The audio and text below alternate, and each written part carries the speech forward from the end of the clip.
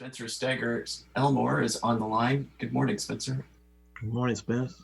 Good morning. There you go. It's my guy right there.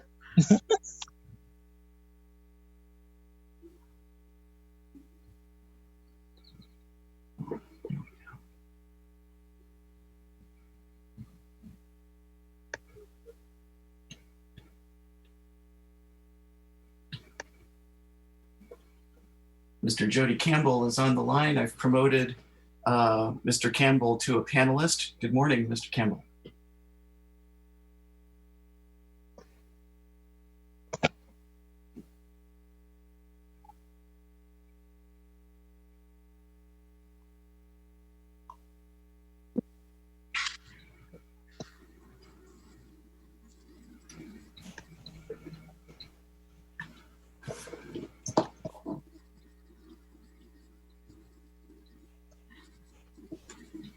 Okay. Chancellor Stanback Stroud has joined us. Good morning, Chancellor. Good morning. How are you? Very good. And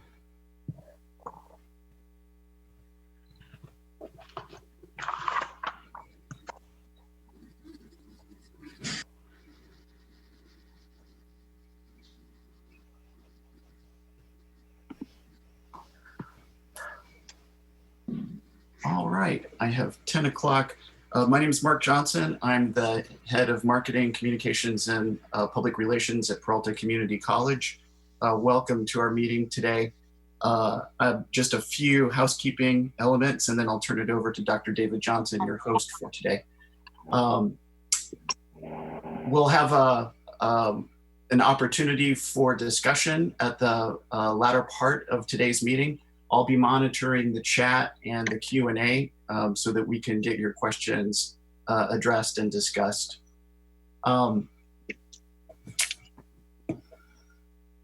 With that, I wanted to acknowledge that I'm a white male and I am an ally for the discussion today, and I am going to shut up and listen, which is what white people should be doing. So thank you. Over to you, Dr. Johnson. Hey, quite a segue. Good morning, everyone. Good morning. My name is David Johnson. I am the president of Merritt College, and I am very appreciative of having this opportunity to spend a little time with you this morning to discuss what is on the minds not only of those within our district, but those in our city, this country, and around the world. What I hope to do today is to provide, that all of us can provide a space to kind of share some thoughts, ask questions, raise awareness, and move us in a direction that will hopefully lead to addressing some of the concerns that we all have. So in terms of what we want to accomplish this morning, perhaps it's healing, perhaps it's finding ways to build community and meaningful relationships.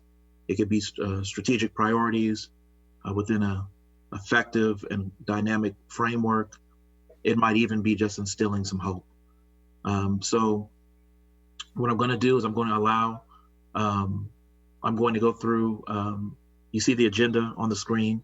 I'm going to give each president an opportunity to speak, as well as our chancellor, and then allow our panelists to share a couple of thoughts, just a couple of minutes, because we do want to make sure that we have enough time to address some of the questions that you all have who are attending this forum.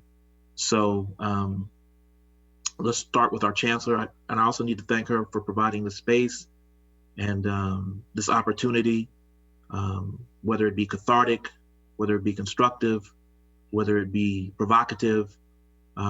It's just very important that we have the space to be together and talk about these important issues. So thank you, Chancellor, for that. And please make your remarks. Thank you. Thank you, Dr. Johnson, and to all of the people who have joined us in this forum. You know, we're at a time in our nation where we are facing what may seem to be formidable forces and things that may seem to be unbelievable and unheard of. But because of the complex history of our nation, the reality is that this is not new. And it's a continuation of the real lived experiences of so many people in our nation. So, because this is a conversation about racial literacy and critical consciousness, I just want to acknowledge racial literacy and highlight the fact that it was coined as a term by Twine, who was really trying to look at how parents teach this was particularly in the UK, biracial parents of biracial children, how they teach their children to recognize and counter everyday forms of racism. And it has evolved in terms of the scholarship to where you are actively trying to interrupt practices and prepare people to participate in a democratic society. It means to address race, racism, anti-racist activity in an educative manner. And so I just want to just lay those comments out because I want to overlay just the way in which we can even look at how we're experiencing our current context right now. In a matter of months, weeks, we have been able to transform the entire system of higher education almost across the nation into an online remote learning system because there was an identified threat. The pandemic was a threat to our safety, and that was our response. Yet, we had over decades business as usual when and it rolled off our tongues with ease when we talked about the achievement gaps, when we look at the disparities in experiences, conditions, realities of Black students. We didn't declare it a state of emergency when we had such a condition that was creating this freeway from education to prison. We didn't declare an emergency when we had the situation where 6 to 9% of the students get their education, come to get a degree, but leave within 6 years and don't have it. Well, only 6 to 9% have it. So all of those are things that were real, but we showed the capacity when we were able to transform these institutions. And so that brings me to the point of convergence, where when you have the convergence of the interest of the majority population converges with the situation or the conditions of the minoritized population. And so when we see that situation where we have the principal interest of convergence, as Derek Bell framed it, where you achieve that kind of equality only when it converges with the interests of the majority. That is something that we have an opportunity to pay attention to remedy, to make ourselves smarter about, to increase our own racial literacy, to facilitate our own development to make those things happen. Just like we, quote unquote, established a new normal online, we can establish a new normal of having racial literacy and critical consciousness.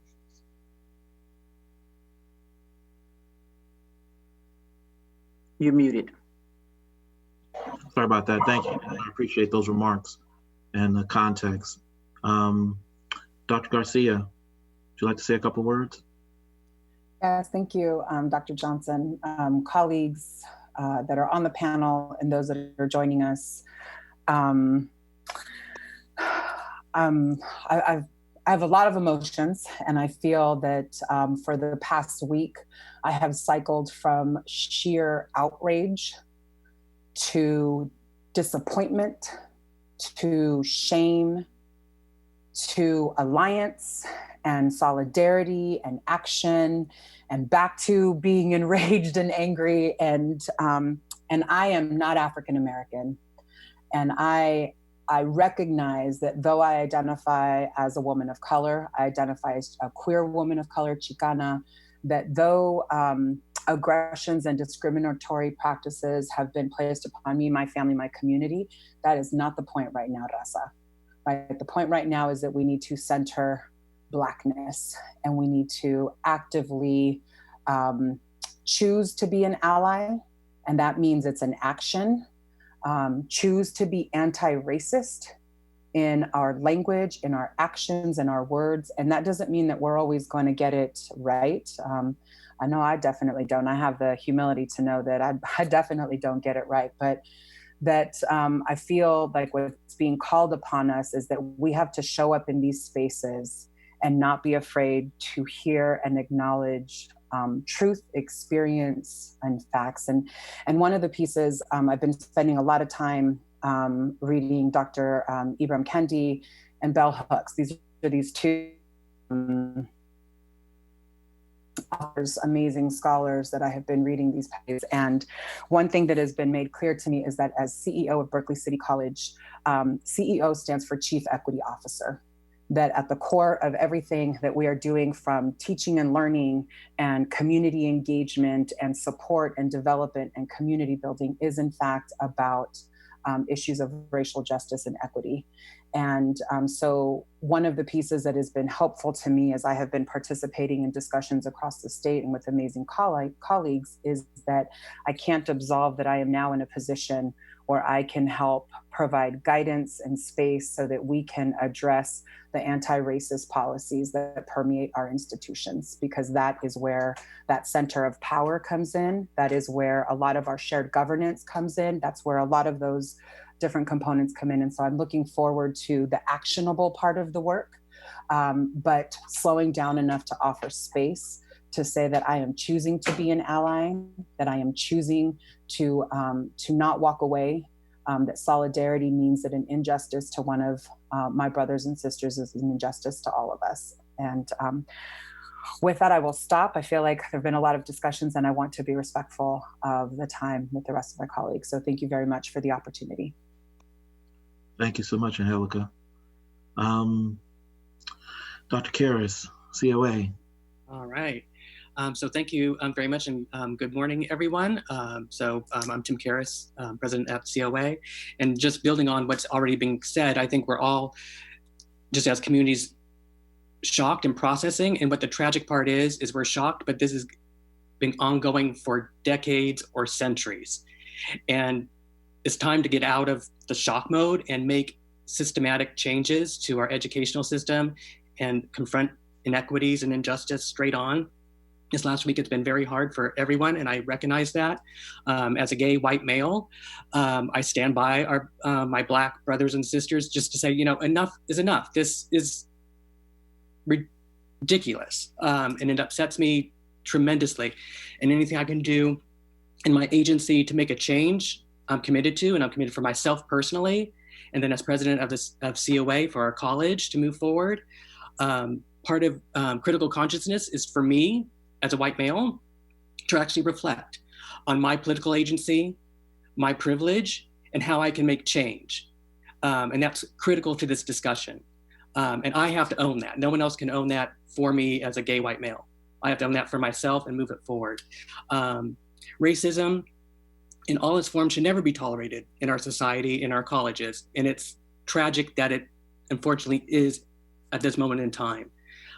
We have to actively transform our institutions to facilitate healing, provide relief from the generations of traumas that our communities have suffered and carry with them to our campuses. That's a real experience.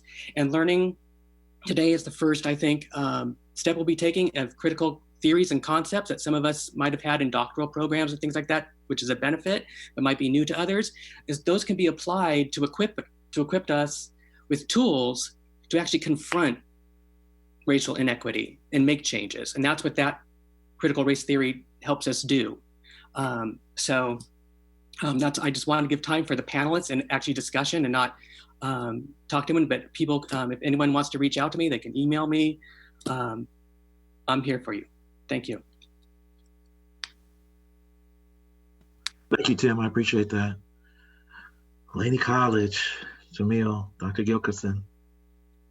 Thank you, Dr. Johnson. And I'm really disappointed that I can't see everybody's attendees' faces, but there's 147 of you. And I hope that you can feel my deep heart and love for you all. And I share what earlier speakers have talked about in terms of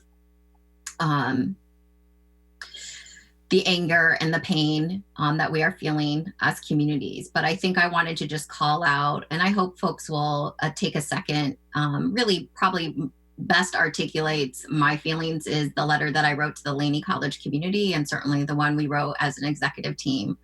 So I don't want to spend space when we want to be hearing from you all and having this conversation. But I really am sort of not only outraged about what's happened, but outraged about now the use of the term ally, what that means. I want to just be upfront that I do not believe that you can consider yourself an ally. You need to be called into spaces to be an ally. And I think that we really need to think about and sort of interrogate these spaces that we go to. So conversations about othering, and just being honest and examining like what that means in terms of what we are condoning as communities, in terms of what we're saying that we don't agree with. And I think we can see it first and foremost in the areas also where we have control when we look at the outcomes in our communities. And so my message to Laney College community is clearly the outcomes for Black students in our community are not where we want to be. And we have been talking about this for decades.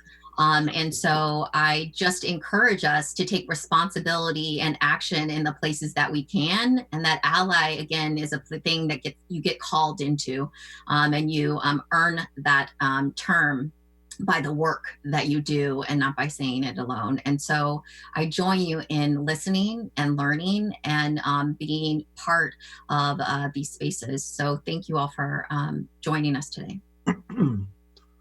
Thank you for sharing that.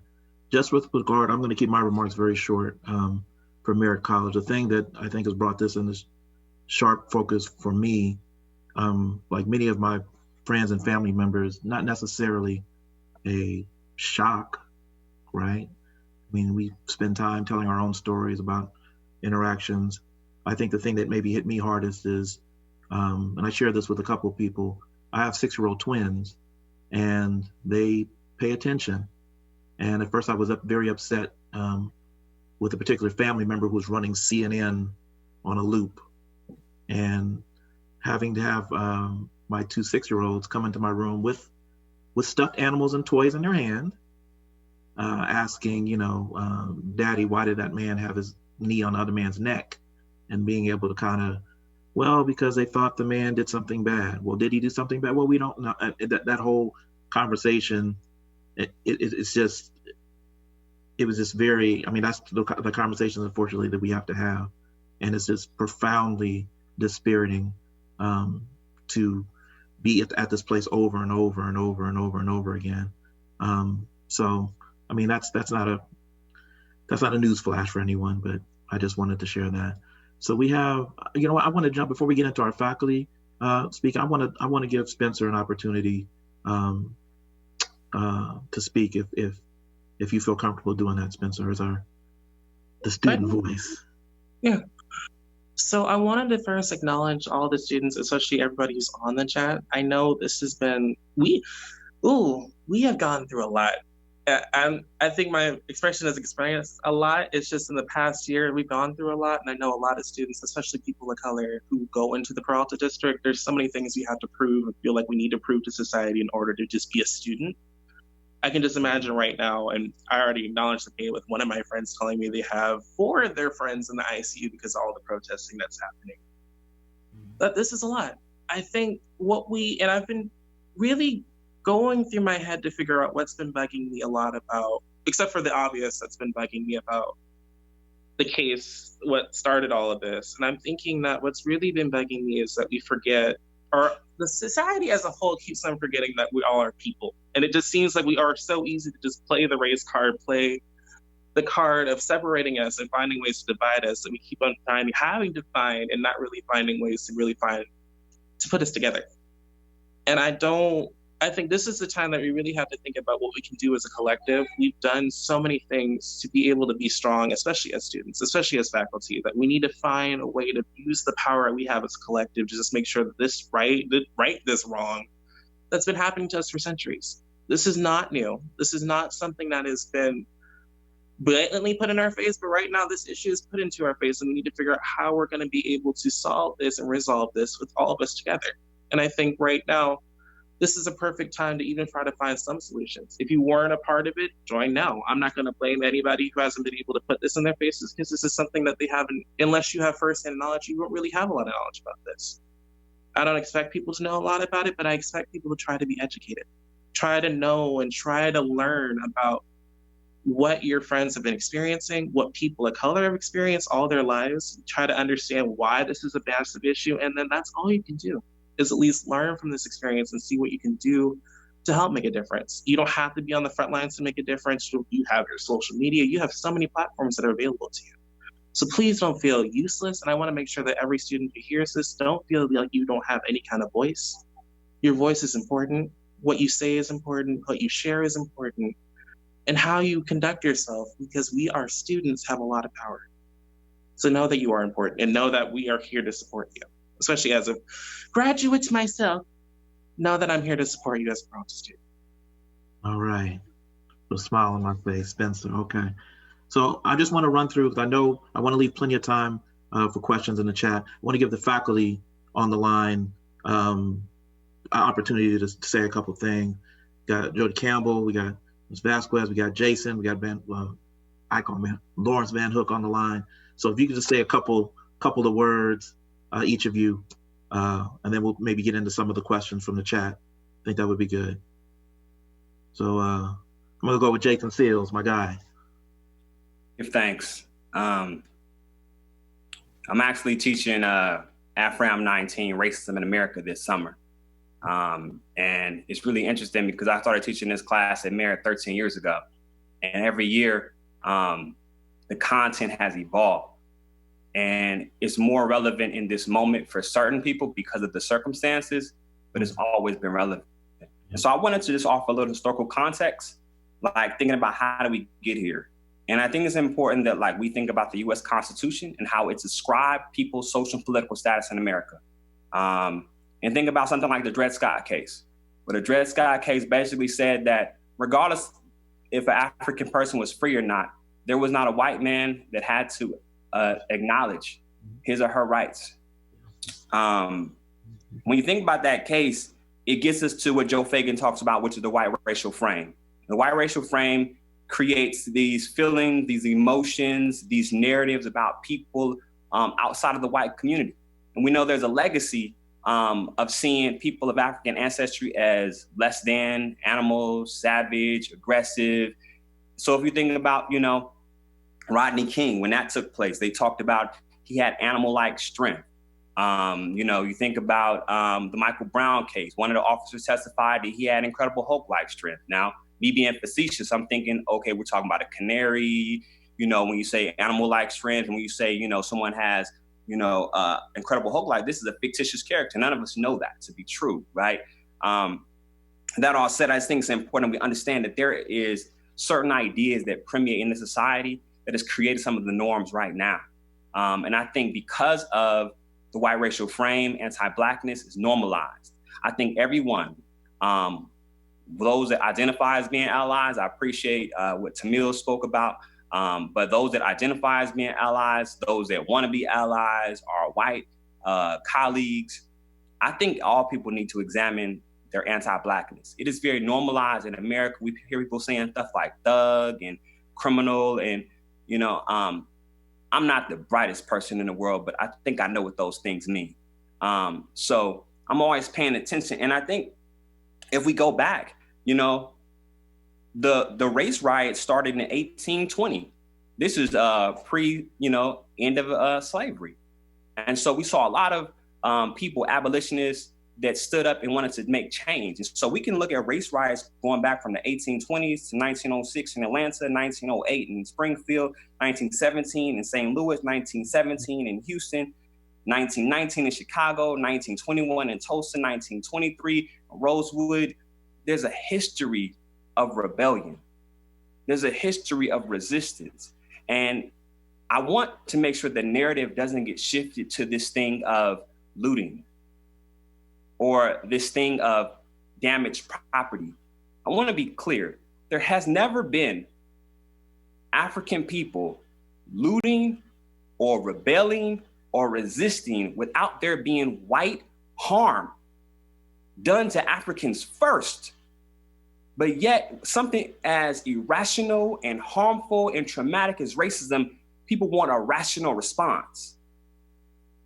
I'm not gonna engage in that. And I just think it's important for us not to engage in that as administrators, faculty, and staff.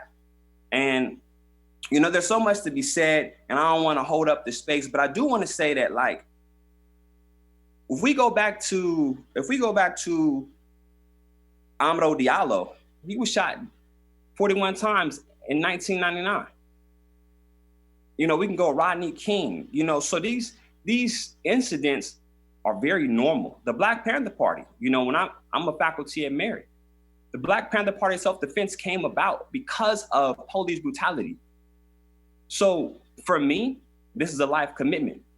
This is why I teach at Merritt. Right. And so I just think it's important that we think about this. We need to redefine the front line. So when I was in college, I was very political active. I was on the front lines. I was, you know, doing squatting in homes, trying to take over things for the homeless. And I was very mindful that I had very little responsibility, so I could just be kind of reckless. But I learned through my years of community organizing that you need people that's gonna write checks. You need people that's gonna be on the front line. You need people that's gonna be doing the admin. That said, we need to redefine the front lines for us at Merritt, at Laney, at COA, at Berkeley. We need to redefine the front lines. Some of our front lines are in the classroom. Now that we're not in the classroom, it needs to be on an online platform. We need to redefine what the front line is, and everybody has a responsibility to figure out what that is. Let's figure out what that is. I know my role. My role is to be a father, to be a teacher, to be a community member. When people call me out and do stuff, that's my role. So I don't have to be on, you know, out there, because I'm out there. We got to redefine the front line, y'all. I love you for bringing up that front line comment. Okay, a couple more. How about we go to Jody Campbell? Good morning, everyone. Good morning to you, sir. I want to thank you all for this opportunity. Dr. Johnson, Dr. Stroud, thank you so much. Thank you all for being in attendance, brothers and sisters. I'd like to start off with a quote that I learned from the great historian, Dr. John Henry Clark. He says, "There's nothing new under the sun. What has been done once continues to happen in one form or another." Unfortunately, this pandemic that we're dealing with, that has forced us to an online platform and forced us to reinvent ourselves, is not the only pandemic out here. There's a pandemic called white supremacy. There's a pandemic called racism that we have been dealing with as people of African descent and all people of color and women since 1492.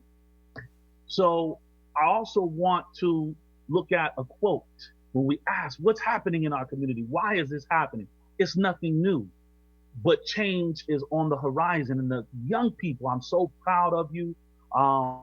Stay diligent, stay focused, because in 2009, Mr. Campbell was on the front lines being detained and hospitalized by the OPD for the Oscar Grant demonstrations, what were later labeled as riots, okay?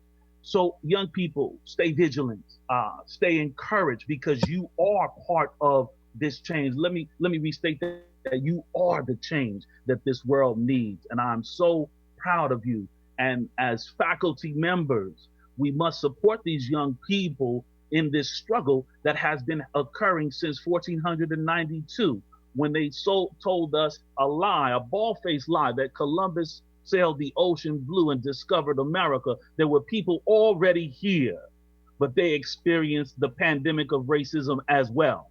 and it led to what we would refer to as an attempted genocide on an entire group of people. This is defilement of humanity, and your cause, your struggle, your demonstrations are just and necessary.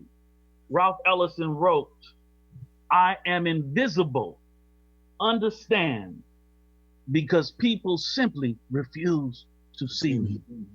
We must force the world to see us from our point of view, not an external point of view. That doesn't work. Please allow us to tell our story, because it is vaguely different. When we see the comments from folks saying that what Colin Kaepernick did was disrespectful to the flag because my grandfathers fought in the war and the flag means this to me. Well, we have to understand that America doesn't mean the same thing to everyone. Right. Because my grandfather was a decorated veteran of World War II. Mine too. In a segregated armed services that refused to acknowledge the equality of Black people, Black men and women, mind you. Okay? So we were fought and died in every major conflict this country has ever engaged in. So these rights are ours. And lastly, so I can move on so my other brothers and sisters can express themselves as well, my final thoughts are quite simply going off of what Brother Jason Seals eloquently put forward. There can be no freedom unless there is equality. That is something that our revolution failed to grant in 1776, and why Frederick Douglass said, "What to the slave is the 4th of July? It is more yours than it is mine." Mm-hmm. There can be no freedom unless there's equality. Ladies and gentlemen, let's keep struggling for humanity to propel it forward. Thank you. Thank you, my brother. So let's just finish up with Ms. Vasquez and then Mr. Van Hook, and we'll get into some questions. Leslie, are you there? Okay, maybe we'll come back.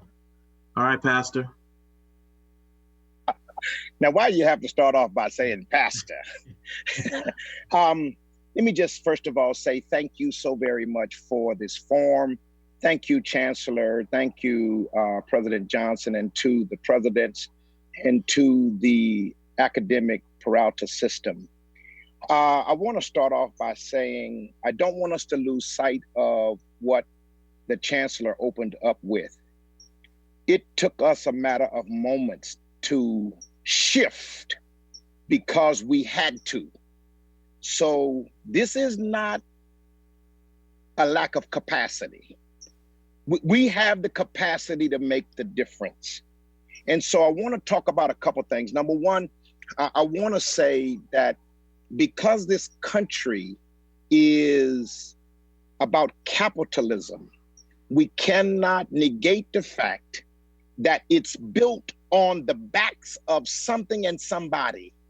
And it's not because of each other, but it's at the expense of each other. Capitalism is moving. And so until we understand the foundation that the country's built on, we will never get to the equality and all the things that's necessary for us to move forward. So that's one of the things that I really wanted to say. Personally, I'm not shocked. I'm not surprised. I have to be honest with you, and you have to forgive me for my excitement. Before the unrest, what we call the dis-ease, we was faced with a world pandemic, and it's a God-sized moment, if you please. It's almost like, if those of you who have any biblical, it's almost like Noah in the ark. You know, you got a new opportunity to start all over again.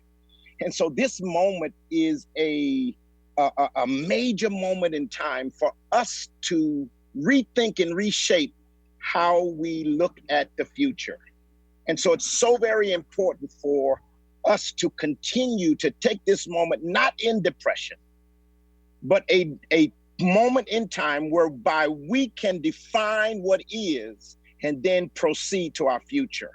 And so not only was I excited about the pandemic, but I'm also excited about this unrest that we're in.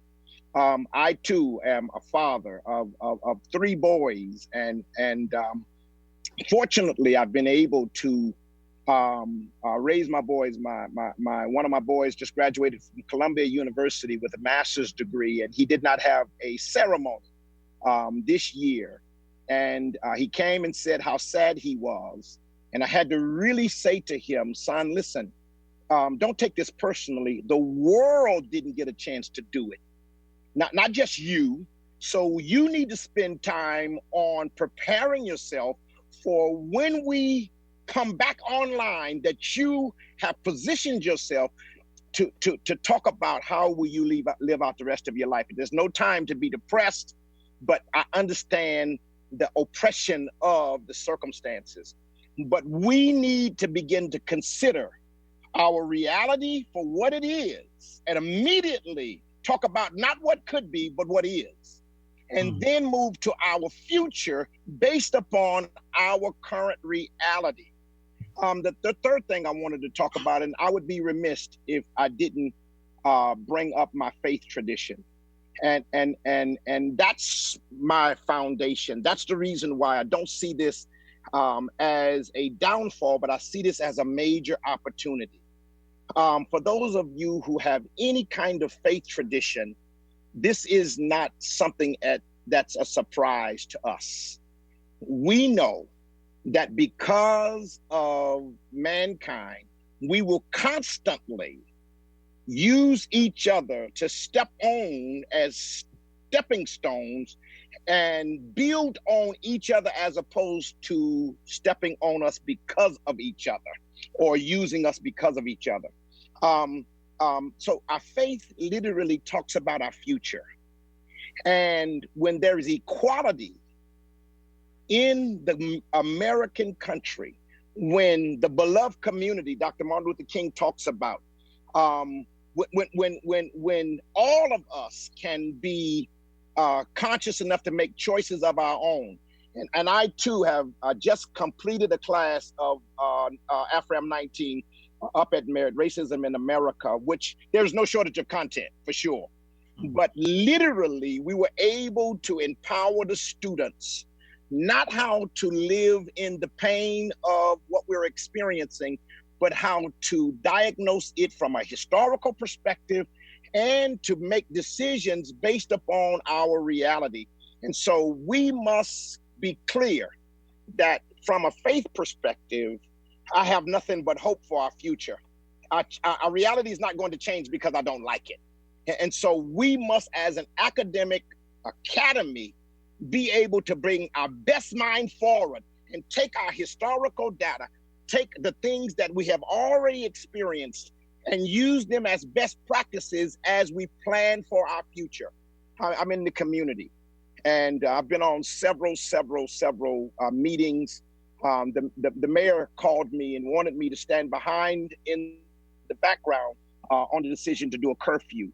And I did not stand in the background because I wasn't a part of the decision-making process. I was just in the part of the photo op.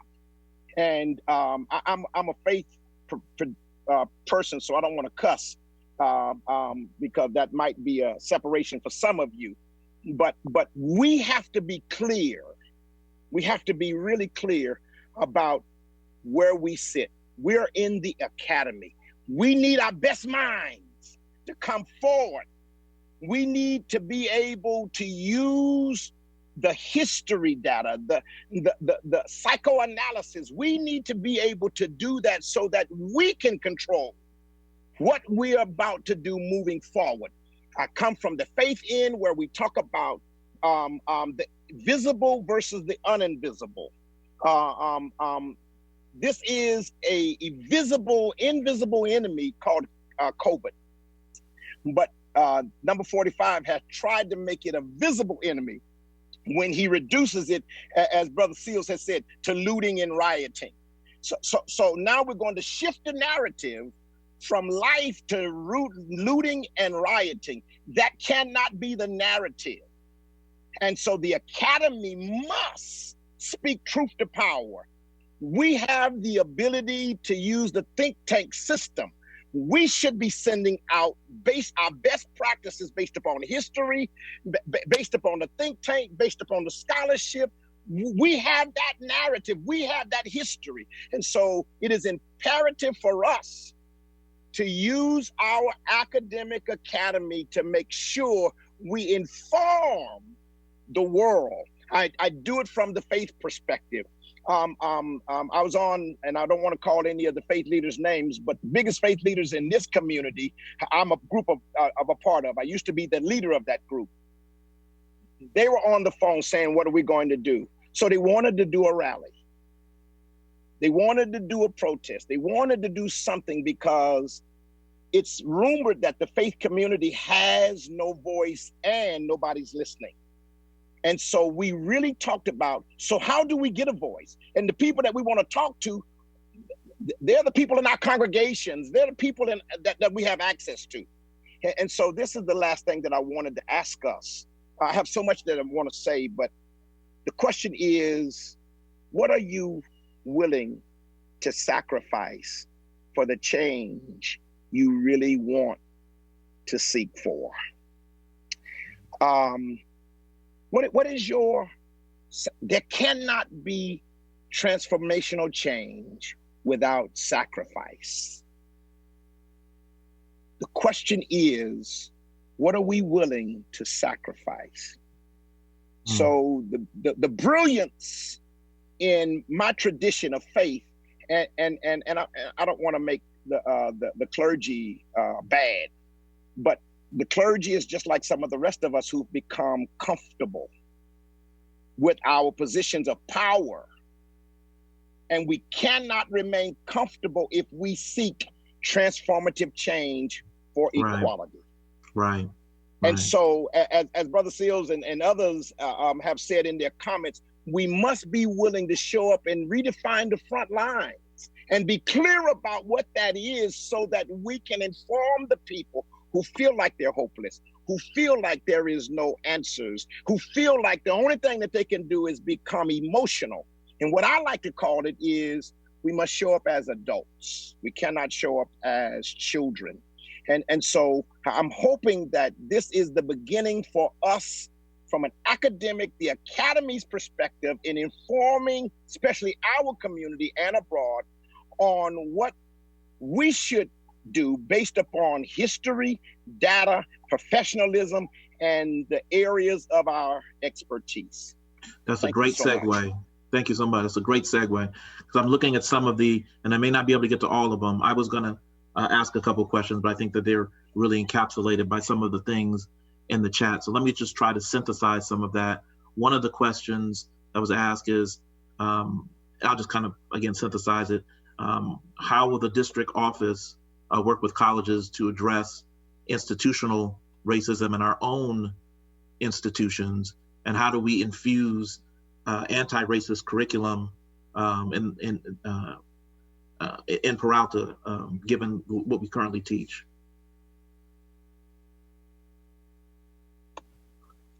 Somebody feel free to jump in. Don't be shy.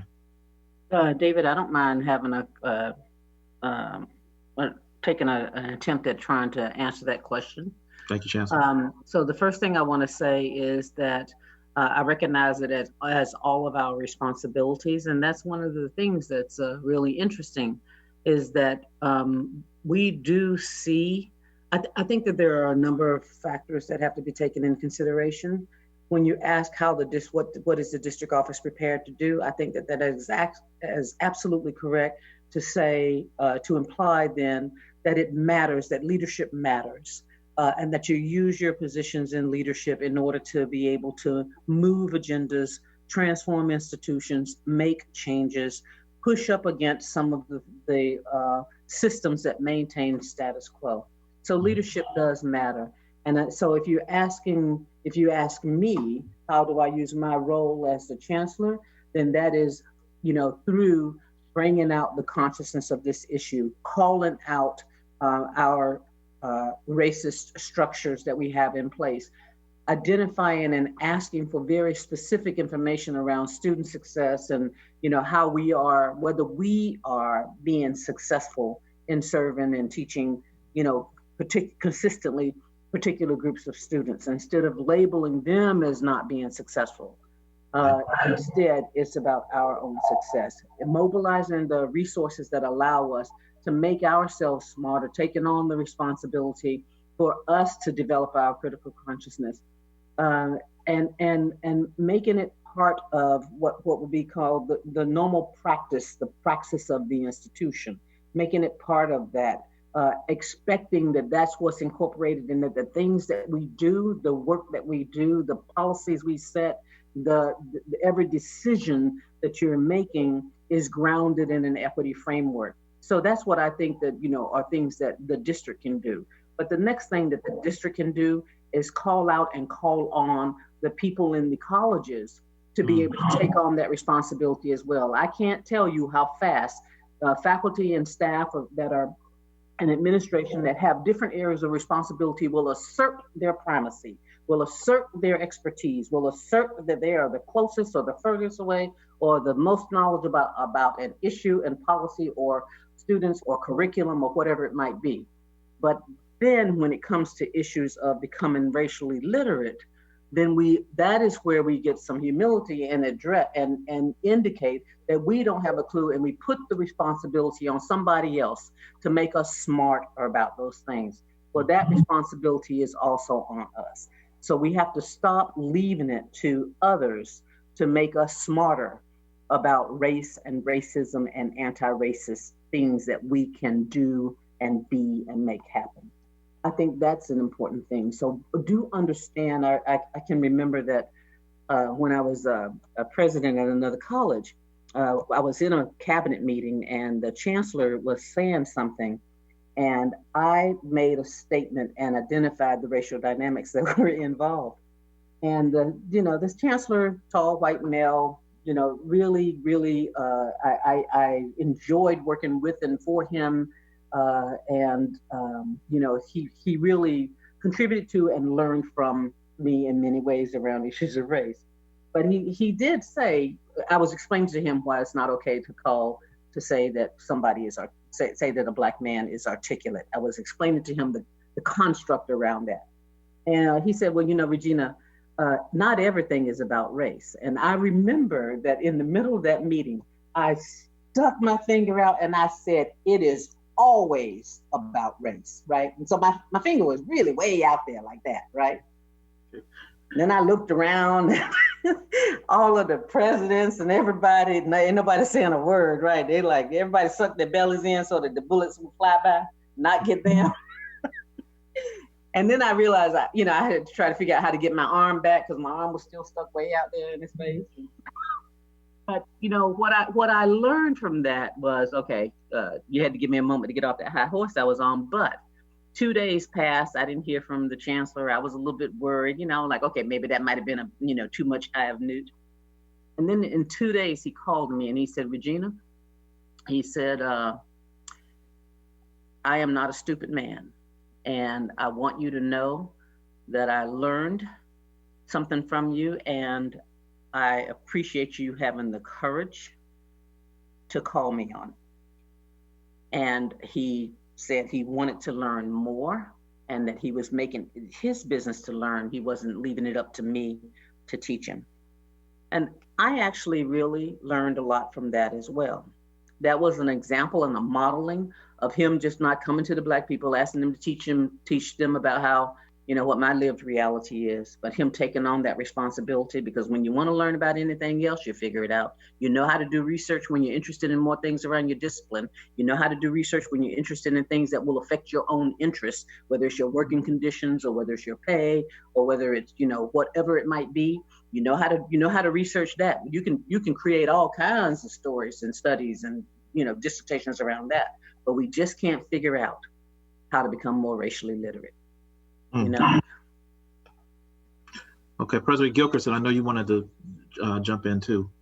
Yeah, so I really appreciate it. And Chancellor, I think that last part of what you said is where I was thinking, and I'm really looking at the comments in the chat. And so I'm really grateful to folks for asking the question. I think if you cannot contextualize your teaching in both the historical and contemporary experiences of students, Black students, students of color, people who are coming to our institutions in terms of what's happening, like that's really the space that I think we all need to go, right? How do we actually take ownership and understand and be honest and authentic about the fact and that we as institutions need to create safe spaces for you. So I recognize this, right? But I think that's the very first thing. And I'll still tell you, my initial thought is really, and there's a lot of conversations here about the criminalization in our community. We cannot have these conversations without thinking about the prison industrial complex, thinking about our role in it. And I'll say this happens from every single thing, from how you manage your classroom interactions, how you may have to feel like you have to call the police if you're having a, dispute, how we think about how you, manage those particular things, or when we're in particular situations. I know we have open campuses at places.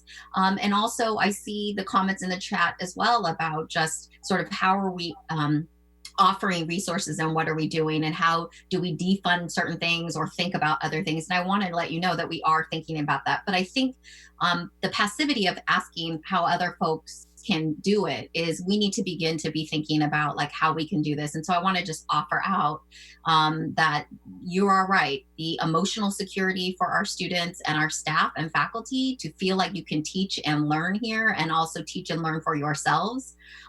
Having the emotional safety for that, the physical safety for you all in a context where you feel safe from harm and that you actually can teach and learn and that our students can actually learn in safe spaces.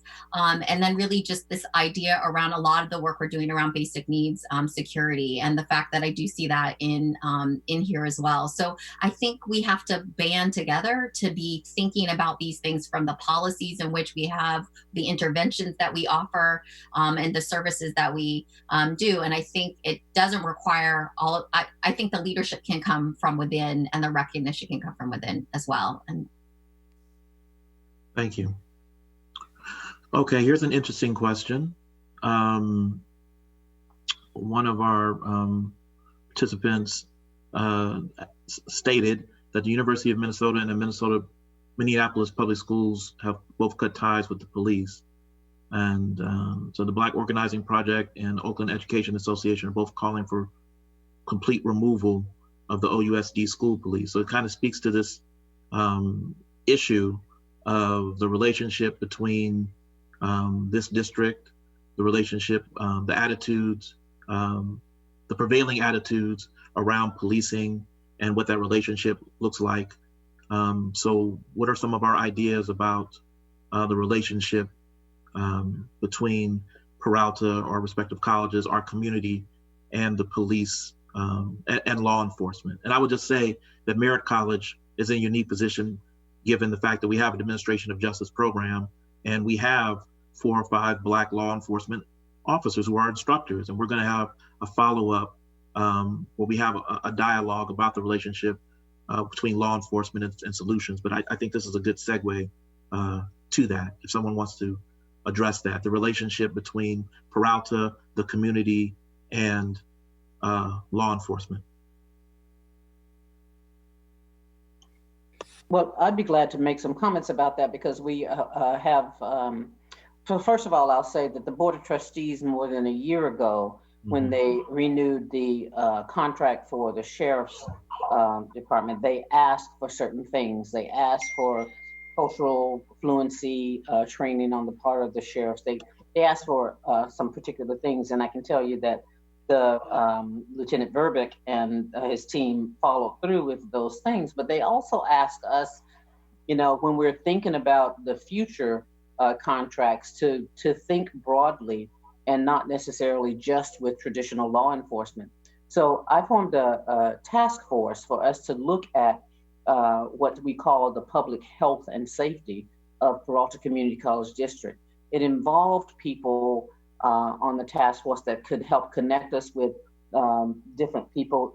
We reached out to locally elected officials. We reached out to traditional law enforcement. We reached out to community organizations that do certain types of community is more focused on community-like service and the providing respect and de-escalation in the response to mitigating certain issues and maintaining the health.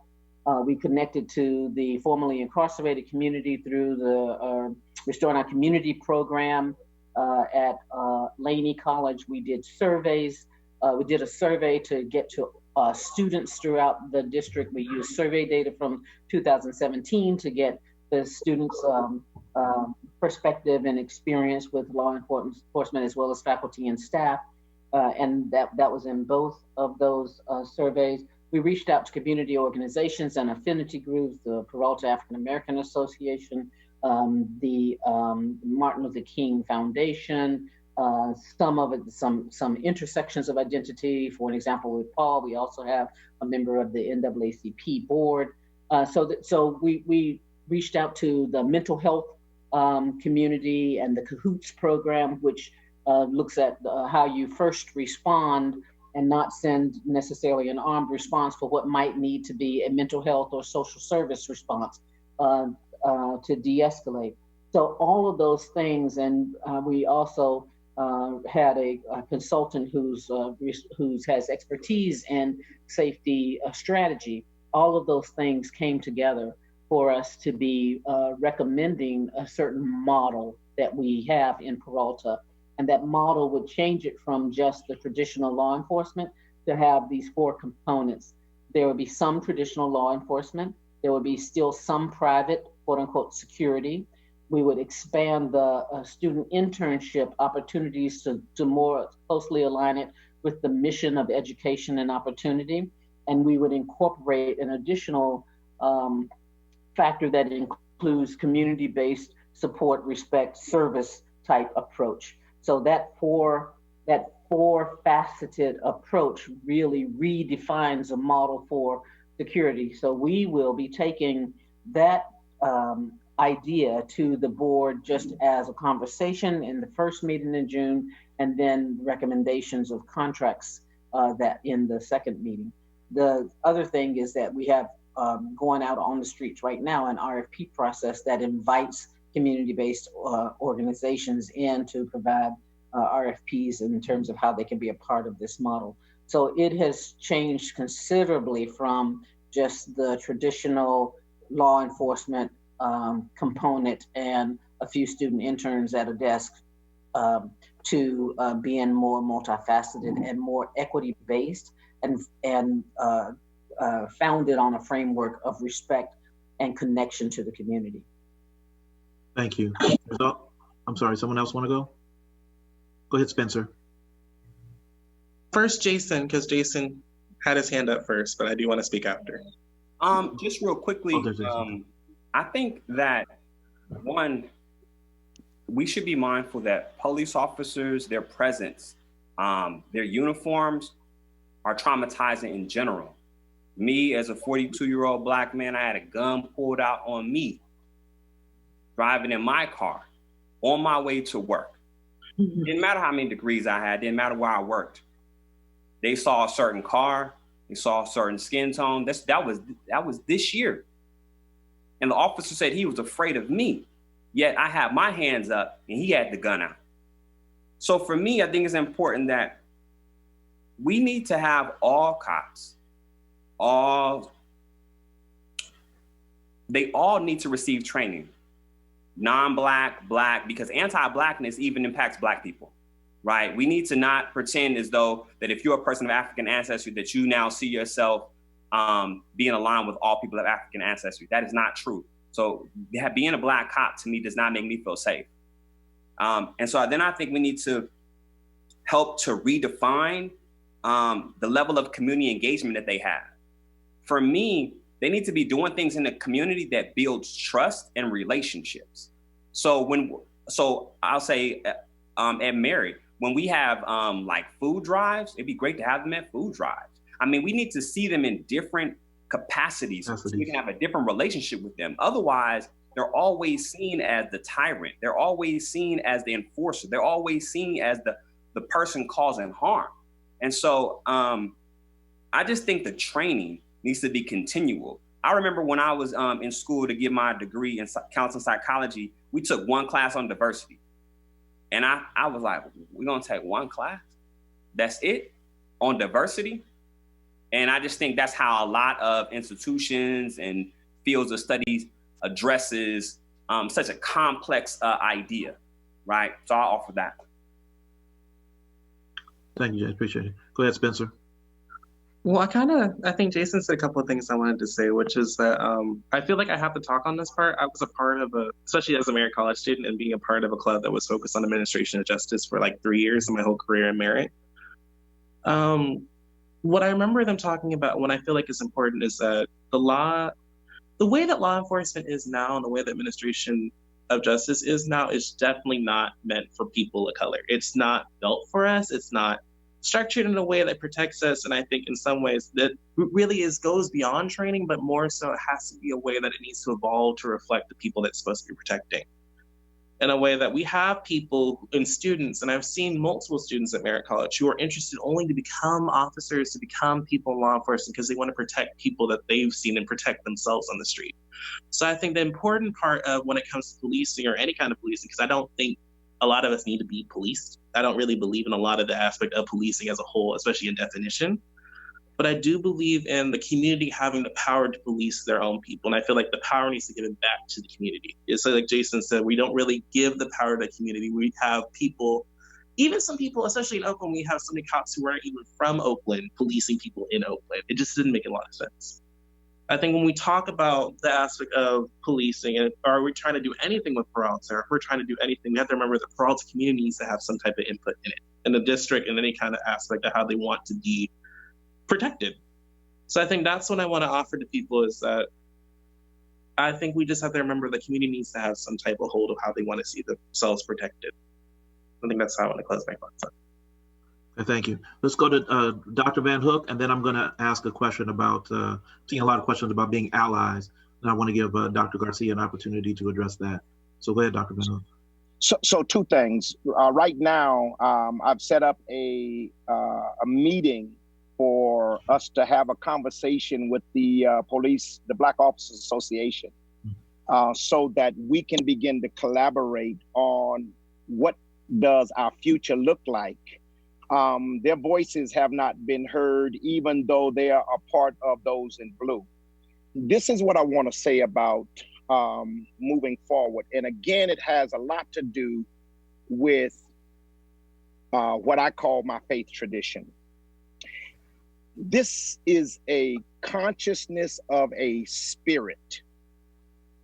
The guy who had his knee on George Floyd, if we get rid of him and not deal with the foundational essence of his thinking, that spirit moves to other individuals, and we just keep breeding and keep breeding. And being a person of faith, I know until we get to the foundation of your value system, we can continue to have this conversation over and over and over and over again. We must find a way to get to the core. Like Brother Seals, I almost probably lost my life. White officer pulled me over on 101, and he comes up to the car. I did everything that was possible. And the first thing he asked me was, "Are you on probation or parole?" And I lost it. The hell you mean, am I on probation or parole? Why would you actually make that statement to me? He did that because there was a consciousness. And I'm sorry, but I have a radical faith. I'm a pastor, but I don't believe that we are sorry, we're weak. And so to me, we have to think about those who used to wear hoods. When they took away the hood, where did they go? I can tell you where they went. They started becoming judges. They became police sheriffs and superintendents. And so now they are in positions of policy. And so we must, as an academy, prepare our people who are conscious at value core to move in those spaces with the consciousness to protect all people of value and equality, and regardless of race, ethnicity, or gender, or sexism. We must be clear that the spirit of the man who was underneath the hood has not gone. He just took the hood off, but he put on a black robe, and now he's sitting in the judge seat. He became the attorney. He became the sheriff. He became the person over the companies of economics. And so the police department has to have a culture change, because they did not ask me for my driver's license and insurance. That sucker asked me, excuse me, I get emotional and they have to forgive me. I'm supposed to be an adult about this. But he asked me, was I on probation or parole? And I lost it. And I should have been able to handle myself better. But that was my space. And that was his consciousness of how he treated me. And something is wrong with that very culture. And that has to be changed from a police perspective of them just assuming that because I was a black man, that I had to be on probation or parole. And as soon as he found out I was, he'd get to treat me any way he liked. So we have to, as the academy, we must also have forms that teach different cultures of value. And I know, but we can do it from the perspective of our area of expertise. Value systems are important. Culture has to be changed at its core, because if not, it will constantly live, even when we find better ways of hiding it. Great point. And it's interesting because I did this recently on Facebook, where I didn't mean for it to happen this way, but we just started as black males. You know, I get to say, and probably some of the people on this panel and some of the people in the chat, all right, y'all, let's tell your black police story. Tell your police story. And then every single person, so I can tell you about the time I was coming from final exams at Cal and got pulled over and, you know, guns out and accused of, you know, committing a double murder in a drive-by.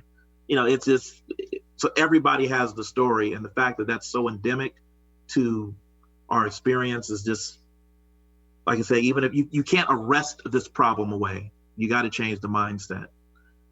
So I want to talk a little bit. One person asked, they wanted to hear more about and get some direction about how someone who doesn't identify as African American can correctly participate in these issues that can't be specifically understood.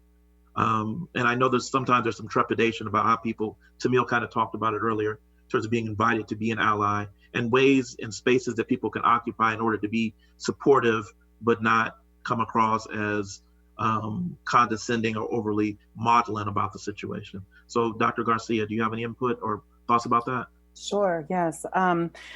You know, I think the biggest piece here, and I think colleague Jason Seals, you said it, and this is something that in my family we've been talking about pretty deeply this last week, which is the work of, I think, being an ally. And I'm definitely aware of Tamil's comments about the invitation and action and so forth, but it means needing to address the anti-Blackness that has been passed down upon us, either culturally or through the societal structures. And so what I want to share with this is the work needs to start with the self. And quite honestly, I'm not, you know, for some it might be therapy, it might be you go to a book club, it might mean you have whatever it needs to do, you need to come to a reckoning with yourself about where your anti-Blackness is rooted from, and how much of those inherent biases form your lens when you are shopping in the grocery store, when you are buying books for your children, when you are sitting at church with people, when you are kicking back at a barbecue or driving around Lake Merritt, whatever it is, we have to do the work of recognizing where anti-Blackness has just been inculcated into our world lens. And so a story that I shared with the Berkeley City College President's Cabinet yesterday was that work includes that even in my own culture, in my raza culture, when a baby is born, right? A baby is born and a comment is like, ay, mira que blanquita, mira que blanquito, right? And there's this value judgment on the lightness of the pigment of your skin. Right there, a child is not but 3 seconds born, and anti-Blackness has now just been laid upon this child. Absolutely. And so the work of being an ally means do your own damn work. Get smart about what has informed your lens. Ask people who love you and care about you to call you out in those moments when you know you said something, right? Don't let comments go by, oh, well, you know, I mean, and I could go on for this, but like, this is not race neutral. This is not colorblind. You don't get a medal for saying that you don't see color. You don't get a medal for saying that all people matter, all lives matter. Absolutely. But this is the dang house that's on fire right now, and we are all contributing to it. The other piece that I will share that feels more practical to me is that it is all of our business to make sure that students don't spend not but 1 second longer in our institutions. They have things to do. If education is truly about liberation, then we do not need to trap them in the structures create in our policies and our practices. When we hire newer faculty that come on board, let's make sure that we're not censoring them in the tenure process, that we're not making them afraid to show and bring all the talents and skills that students need. That when we are hiring, like I'm aware, Berkeley City College has 16% African-American students. We have 8% that are full-time faculty, 9% that are part-time faculty. I need to be aware of that, but not just me, we all need to be aware of that.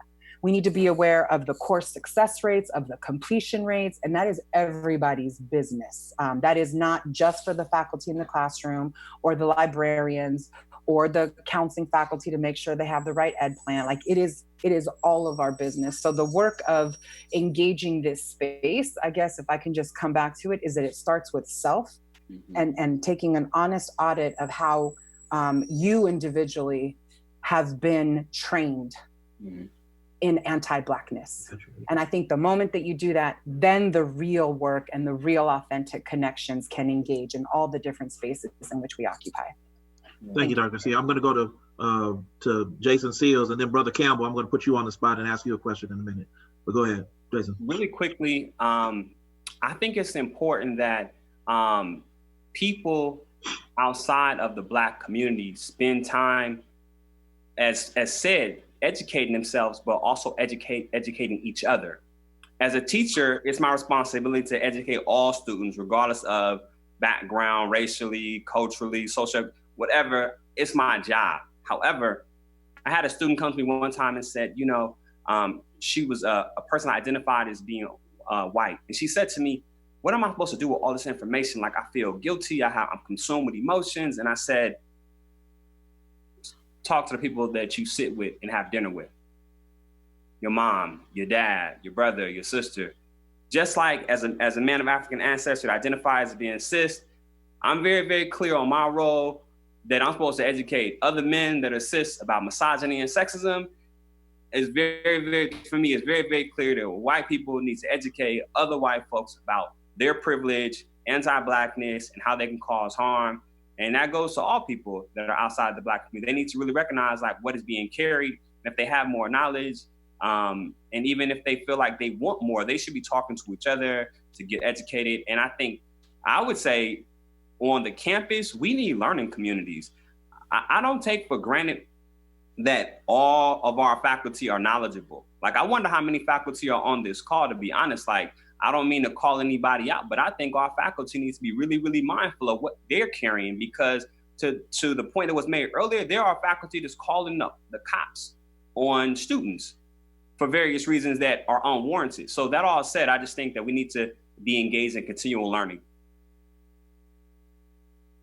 Thank you. So the next thing I wanted to ask, let's start with this question. I'm going to jump to you, Brother Campbell. Maybe a bit of an unfair question, but you got broad shoulders. What do you perceive as the greatest obstacle as an educator, or as collectively as educators or institutions of higher learning? What do you perceive as the greatest obstacle to affecting changes in our institution? Like, if you could be really honest and frank about, like, what are we up against? what do we really need to do? What kind of conversations do we really need to have with each other?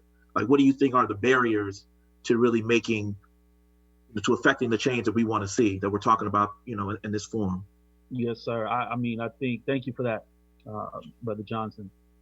For me, being homegrown, Oakland, California, going through Laney College to UC Davis, there was always a question of equity in terms of why is there so many general history courses and English courses, which for me represent colonial courses, and why there's so few ethnic studies courses, women's studies courses, queer studies courses, Black studies courses.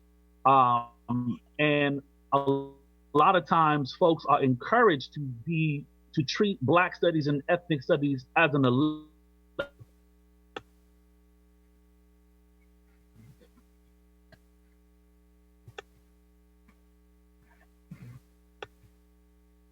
Oh, was he still? Did we lose him? Yeah, I think he froze. Oh, he froze up? University to be part of that tradition in ethnic studies.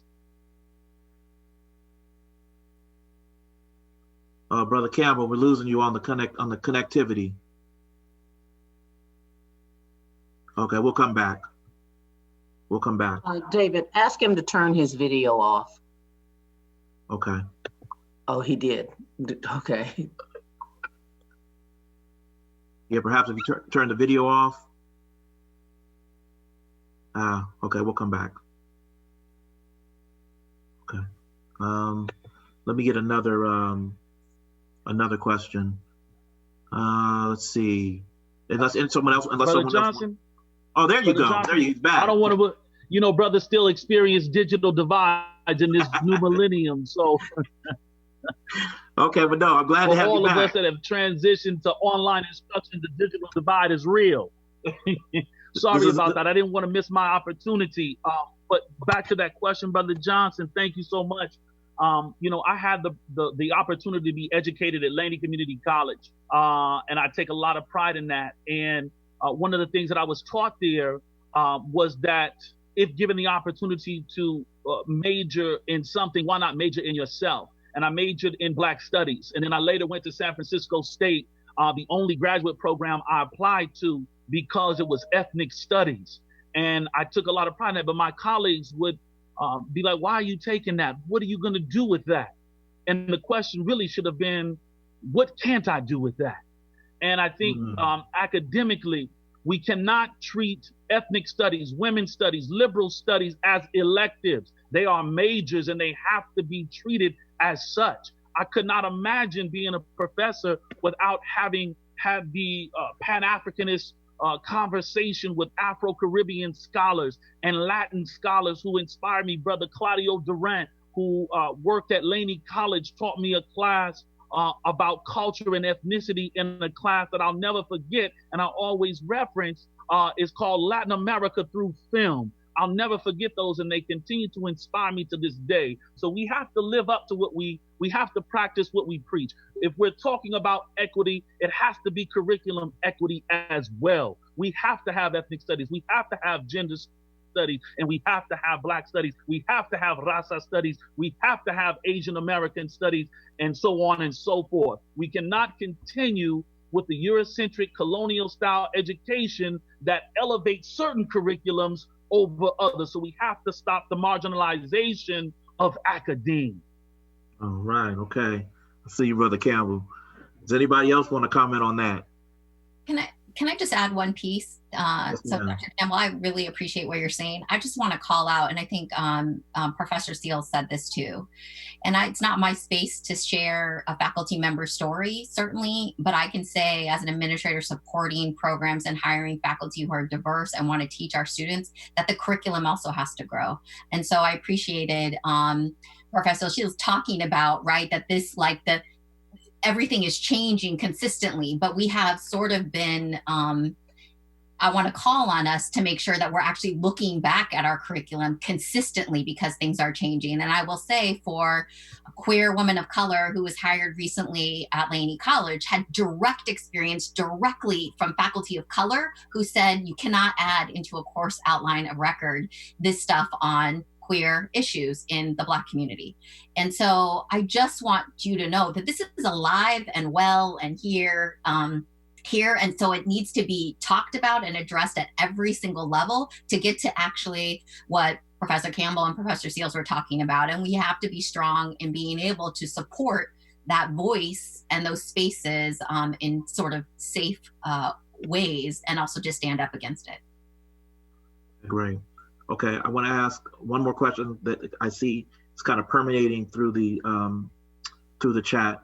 So, related to a commitment either at the colleges or the district, are there any plans to implement an office or an officer or role to address either specific complaints or concerns related to racial bias, and or an effort to implement a process where everyone is required, faculty, classified, administrators are required to undergo a comprehensive anti-racist training? Well, I can say that this is definitely a conversation we need to have. And it's beyond what I call the traditional diversity training that takes place. It just depends on how we as a district and a set of colleges want to show up and show out, quite frankly, in this realm. No, there's not an active process right now that says we'll implement an additional office in the district. Though I appreciate the question. Yes, there are offices and positions right now who have direct responsibility for anything from complaints of discrimination, complaints of hostile work environment, those types of things. That there are processes in place, there are board policies, there's administrative policies, and there are offices that are responsible, as well as state and federal requirements and processes that are in place. But if you ask, do we have the opportunity to do a number of things? One, engage in a broader conversation around this and come up with the strategies on how we're going to address it in our district. Go from having what I call the claim to social justice to actually having the reality and examining our processes and practices and procedures so that we can actually incorporate active things that make a difference in the regard of social justice. That we have the opportunity to reconceptualize our professional development. And quite frankly, it will take and cost us the opportunity to push up against our existing structures. Now I'm going to give you an example. Right now, there was an attempt over a period of months to and actually almost going into the semester-long time to implement issues around diversity in the administrative processes for teaching, for distance learning. That has been blocked and held up by the faculty collective bargaining unit because it goes to, in those processes, it goes to the collective bargaining unit to see if there are any issues that have to be negotiated. They have asserted that, look, to require these things around diversity are issues that have to be negotiated. So I'm giving you that example, not because I think that they're doing anything bad, because I think that they're doing precisely what they are supposed to be doing as an advocacy organization for their constituency, but to let you know that it's not that we have just been blindly not paying attention to this and all of a sudden we think that this is a good idea to do something, that this is the ongoing work. I am connecting the dots of every single time that you are sitting in a meeting, have something on an agenda, sitting in the governance committee, that you're pushing and pulling about different ideas that in the end you connect it back to how do we do anti-racist work. right? So we have to be willing to do those types of things. And I am willing to call out the administration when it is the administration that doesn't have that consciousness, and I am willing to call out the faculty when it is the faculty that don't have that consciousness. And it's not that I think that people don't have it and don't want it. I do believe that we all have to be given permission to be imperfect, you know, and if we give each other permission to be imperfect and respect that the positions that people take are because they legitimately and fundamentally believe in those positions, no problem with that. But do understand that it is part of this process, and you have to make sure that you are making sense of those things that seem like they're not connected. Whereas I do see the connection of diversity training in doing this teaching being connected to whether the students and the community members get to live, get to survive an encounter, get to be able to engage in a job, get to be able to participate in some ways. There is a direct connection, because if they're not successful in their education because we haven't developed the expertise in order to be successful with this group of students, not that they're not successful with us, but we are not successful with them, then it costs them their lives. Absolutely. Okay, I want to go to Spencer. He had his hand up, and then we're running short on time. I'm going to go back to the Chancellor and allow her to give some closing comments. So go ahead, Spencer. Wanted to see, Brother Seals, did you have something you wanted to say first? No, go ahead. Okay, well, I wanted to say, especially as a student, we should involve students. I was given a lot of recommendations, and I kind of want to go off of what Brother Van Hook had said, which is that we should involve a lot of young minds, because I'm pretty sure the majority of people who are in this chat who want to see a change are students. So if anything, if we want to see a change to that, I was even given a recommendation of maybe even the colleges could have like a racial equity task force and involving students and faculty and classified senate to see what kind of change we can make collectively, because I think we are forgetting, yes, we do want to see that, but it's directly affecting our education. So I really want to make sure that we do notify that if we want the new generation and the new ideas, we make sure that students are involved to make sure how we can even make these changes to racial differences, because it is our education. So let us have a voice to talk about how we want to see that be process and how we want to understand the diversity that comes with it. And just making sure that even if that is implemented at different colleges, that's something we can start. And it's a place we can start from. Thank you, Spencer. I appreciate it. Okay, I just want to say we have a few more minutes left. I want to thank everyone for coming on and taking the time to really engage in this important conversation. I am hoping Mark Johnson is recording. We're recording. We're going to capture hopefully all of the comments, because there were some questions I was not able to get to, and some comments I think that really are edifying for the discussion. But Chancellor, floor is yours to make any closing remarks you have. Yes, so thank you. First of all, I want to thank everybody who is taking the time to engage in this conversation or even witness this conversation as an attendee. That is, from my perspective, an important step to take.